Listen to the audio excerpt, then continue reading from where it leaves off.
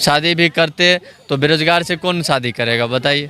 सबसे बड़ा समस्या शादी भी एगो आ जाता शादी भी आ जाता है। है। घर पे बोलते होंगे शादी ब्याह शादी ब्याह बोलते हैं तो वो बोलते हैं कि पहले तो कमाओ। नहीं तो युवा इनको फिर से सत्ता से उतार के उतना दिन ही वनवास पे डाल देगा जितना दिन ही पीछे बैठे हुए थे।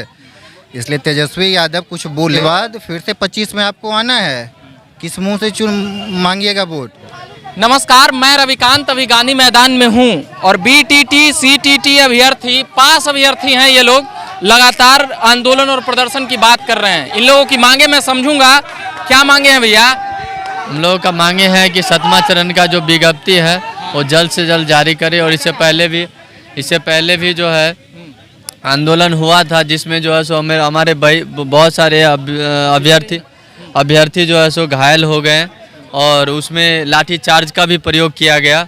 मगर हम लोग आंदोलन जो है सो जारी रखे हैं और जारी तब तक रखेंगे जबकि 7वां चरण का विज्ञप्ति दे नहीं देते हैं।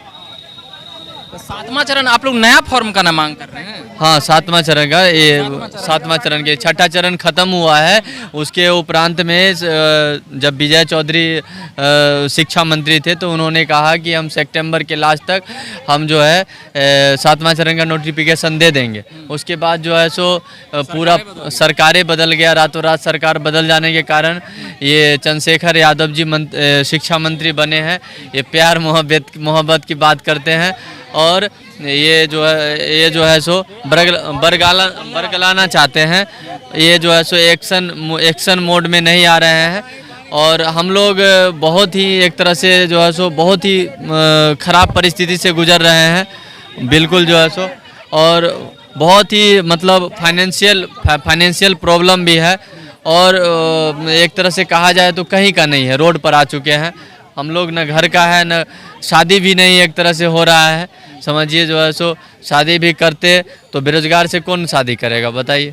सबसे बड़ा समस्या शादी भी एगो आ जाता है। शादी भी आ जाता है। घर पे बोलते होंगे शादी ब्याह बोलते हैं तो वो बोलते हैं कि पहले तो कमाओ, पहले कुछ घर पर दो। शिक्षा मंत्री जी को जरा बोलिए ना कि आप शिक्षा मंत्री को सबसे पहले ये सोचना चाहिए कि जो है सो वो जब पद ग्रहण नहीं किए थे उससे पहले बहुत सारे पॉजिटिव में बात करते थे। उसके बाद जब पद ग्रहण कर लिए हैं तो सीधा जो है सो प्यार की भावना लेकर के जो है सो खड़े होते हैं। नहीं, प्यार की बात शुरू कर देते हैं और सद्भावना की बात शुरू कर देते हैं।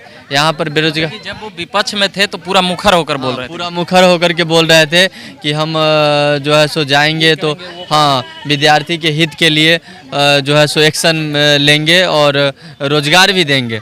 और तेजस्वी भैया भी बोले थे कि पहली कैबिनेट में बोले थे कि अगर हमारा सत्ता आ जाता है तो 10 लाख जो है सो रोजगार हम देंगे। अब वो भी ड्यूटी सीएम बने हैं तो उनका भी कर्तव्य होता है कि समय जो है विज्ञप्ति जारी करवाएं। तो वो भी अब जो है विज्ञापन नहीं जारी करवा करके आश्वासन तक देने के लिए तैयार नहीं हो पा रहे हैं कहीं ना कहीं। अभी आप लोग का आदमी सब मिलने गए हैं ना तेजस्वी से? हम मिलने गए हैं। उम्मीद लगता है कि निकालेंगे जल्दी 7वां चरण? उम्मीद लग नहीं रहा है क्योंकि अभी तक अगर वैसा रहता तो मैसेज आ गया रहता वो लोग को। यानी कि एक तरह से आज तो 5 सितंबर था, शिक्षक दिवस था। इस अवसर पर हम लोगों को घर पर रहना चाहिए था और सेलिब्रेशन करना चाहिए था अच्छी तरह से, मगर वो भी नहीं जो है सो सही से हो। कहाँ से आए हैं? हम मुजफ्फरपुर से आए हैं सर। आप लोग 7वां चरण के लिए आज यहाँ पे आए हैं मांग करने। आप कहाँ से आए हैं? हम बेगूसराय से आए हुए हैं। बेगूसराय से आए हैं। आज यहीं रहना है? हाँ, यहीं पे रहना है। गांधी मैदान में बिल्कुल। जाना नहीं है? सबको तेजस्वी से उम्मीद है, तेजस्वी से। लेकिन तेजस्वी भूल गए वो दिन जब गर्दनी बाग में सबको डंटा पड़ा था और खुद कलेक्टर साहब को फ़ोन किए थे।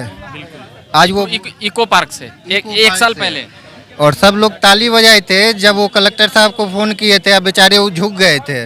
आज भूल गए जब सत्ता मिल गया है। अब सब लोग भी सोच लिया है कुछ दिन इंतज़ार करने के बाद अगर सत्ता में इसी तरह इनको बने रहना है तो युवा के बीच में आ जाए। नहीं तो युवा इनको फिर से सत्ता से उतार के उतना दिन ही वनवास पे डाल देगा जितना दिन ही पीछे बैठे हुए थे।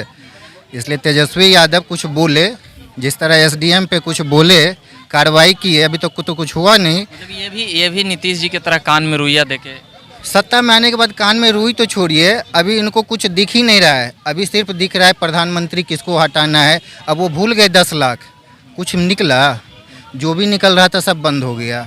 कुछ दिन अगर यही हाल रहा तो ना तो इनकी सत्ता बचेगी और पैर के नीचे से ज़मीन खिसक जाएगी। इनको अगर सत्ता बचाना है तो कुछ करना होगा। सरकार को अब सोचनी होगी, अगर हमारी सरकार 10 लाख का वादा कर चुकी है और 20 लाख गांधी मैदान से आप कर चुके हैं, टीचर पे रोज़ लाठी खा रहा है, बीपीएससी का बच्चा रोज़ लाठी खा रहा है, तो सरकार गिराने में ज़्यादा देरी नहीं होगी। 2 साल के बाद फिर से 25 में आपको आना है। किस मुंह से मांगिएगा वोट, फिर कितने लाख का वादा कीजिएगा। तेजस्वी से जो आपकी उम्मीदें थी वो धूमिल हुई है, यही मैं मोटा मोटी बात यही समझ रहा हूँ। पूरी युवा धूमिल है। आज युवा सोच रहा है वो तेजस्वी और तेज प्रताप कहाँ गए। मतलब ये 2 सप्ताह में ही पलटी मारते हुए ये विपक्ष से। हाँ बिल्कुल, सत्ता मिलने के बाद ना तो इनकी सोच पहले की तुलना में मिलती है, ना ही सोच मेल खाती है अब युवाओं से। अच्छा, नीतीश जी से उम्मीद लगता है? नीतीश जी से कोई उम्मीद नहीं। वो इनसे तो पहले ही सब एक बात बताना चाह रहे हैं, ये तेजस्वी जी भूल गए वो विधानसभा का, जब पुलिस खींच के इनको मारी थी, वो लाठी भूल गए, प्रदर्शन पे उतर गए, ये असंवैधानिक है। और जब आज असंवैधानिक तत्व काम कर रहा है, सब पे लाठियां चल रही है, इनको नहीं दिख रहा है, ना आके बोल रहे हैं।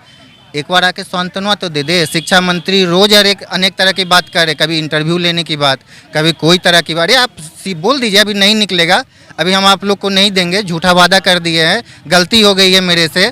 अब जब गलती हो गई है तो हाथ खड़ा कर दे, युवा भी समझ जाएगा, अपना वो अगला रास्ता देख लेगा। अब रोज लाठी मार रहे हैं, हॉस्पिटल भेज रहे हैं और दूसरे के साथ पार्टी बना रहे दिल्ली में जाके, कितनी गलत बात है। जब सरकार नहीं थी तो रोड पे थे, सरकार आ गई तो आज राजमहल में बैठे हुए हैं। आ जाइए एक बार रोड पे, देखिए युवा मांग रहे 7वां चरण का, दे दीजिए। चलिए, ये बहुत अच्छे से बात कर रहे थे। क्या नाम हुआ भाई साहब आपका? आशीष नाम हुआ। ये भविष्य के शिक्षक हैं जो अभी देखेंगे कि किस प्रकार से यहाँ पर अपनी बातों और मांगों को लेकर लगातार वह तेजस्वी यादव से गुहार लगा रहे हैं। उनका कहना है कि नीतीश कुमार से हमें कोई उम्मीद वैसी नहीं है, तेजस्वी से उम्मीद थी क्योंकि वह युवा थे, युवा हैं और लगातार हम लोग के साथ सड़कों पर आते थे। मगर 2 सप्ताह से कुछ ऐसा हुआ कि वो उप मुख्यमंत्री बने और 1 महीने में वो सारी बातें भूल गए। लगातार बने रहे झकास भारत के साथ। मैं लगातार बिहार की सियासत से लेकर अभ्यर्थियों की बातें और मुद्दे लाते रहता हूं। अभी के लिए फिलहाल इतना ही कहूँगा। कैमरे के पीछे अभी हैं और मेरा नाम हुआ रविकांत। धन्यवाद।